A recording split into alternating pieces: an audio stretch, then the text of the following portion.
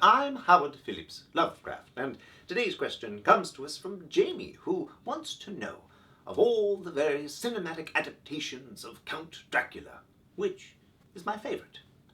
Now, I've talked about my feelings on Dracula, both in my essay, Supernatural Horror and Literature, and my thoughts on vampires in general, which I tend to view as the bechamel sauce of the horror genre. Pallid, ubiquitous, and can be adjusted in slight ways to suit your particular needs.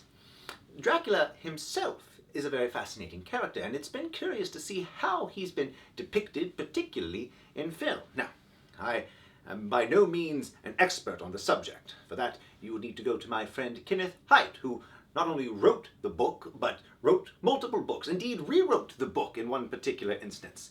I recommend you find the Dracula dossier as well as The Thrill of Dracula for more exact information. As for my own personal feelings, it's been curious to see Dracula in films such as the, of course, classic Universal horror depiction with Bela Lugosi. There's the Hammer horror that are very stylized in their own particular ways, and then different permutations have come down to us over the decades. But if I had to absolutely pick my favorite Dracula, of all the different cinematic Draculae, well, it would be, of course, Edward Murphy and Wesley Craven's depiction of vampiric carnage in A Vampire in Brooklyn.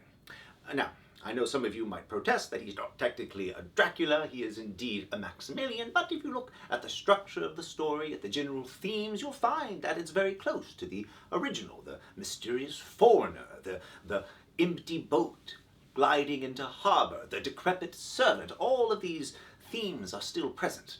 As for why it's my personal favorite, well, that simply comes down to the fact that I spent a good deal of time in Brooklyn and did not care much for it. As always, I'm Howard Phillips Lovecraft. Thank you.